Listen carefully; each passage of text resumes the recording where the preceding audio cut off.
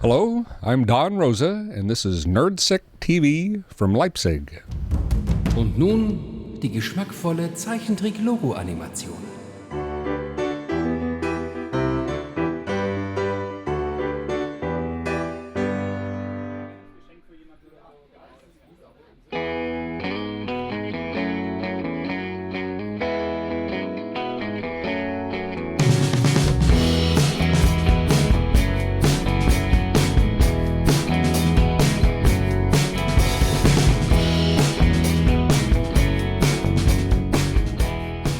Naturally, I like visiting Europe because this is because in North America, people don't read these comics. People read very few comics at all. Even the superhero comics don't sell very well, but there haven't been any Disney comics based on Karl Barks's work for about 40 years, except some very small press, low circulation things that collectors buy.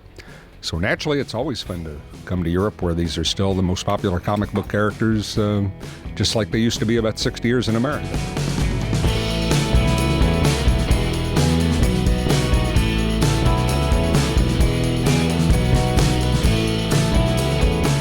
I was already working for the European publisher that the German EHOPA is a branch of, and we found out that the Disney Corporation, their marketing people, wanted to imitate the American superhero comics and have a maxi series. See, the only way you can sell comics in America is you have to do special series that people will buy as collector's items.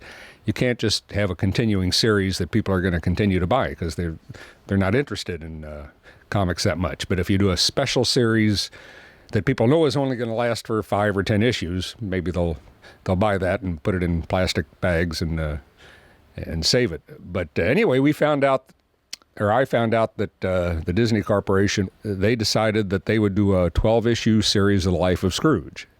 And the editor of the Disney Comics knew that nobody at Disney knew anything about the character, and he wanted me to do it, even though he knew I wouldn't work for Disney. But I suspect what he really wanted was what I did.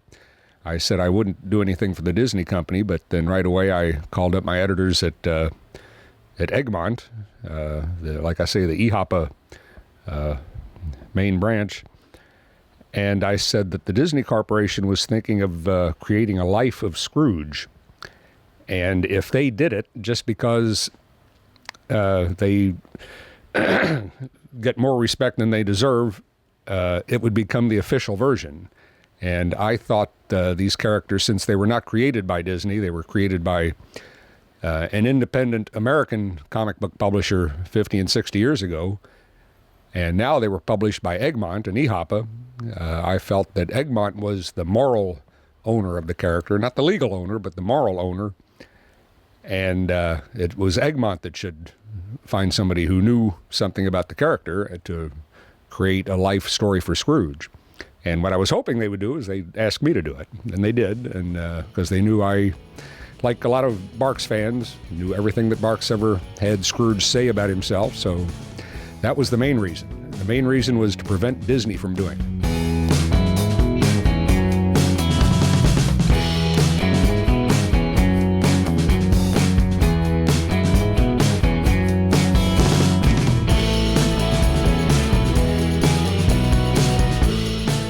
The characters themselves are easy.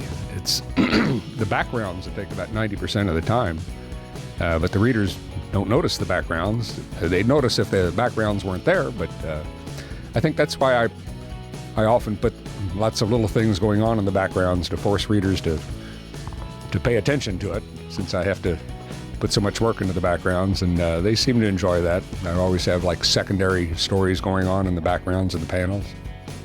But yeah, it's cartoonists who make a lot of money hire people to do the backgrounds, and then they just do the main characters, or maybe just the heads on the main characters. I wouldn't like to see any adaptation, because any adaptation would be done by Disney, and I don't want them to have their hands on it. They've already got their hands on it, but they really don't notice it, since it's mostly popular in Europe, and it doesn't make them, it doesn't promote anything that makes them money. So I think it's pretty below their radar, and I hope it stays that way. And I'm sorry for the fans' sake, but since it's Disney property, they would be the ones who would handle it, and I'd just rather not see that.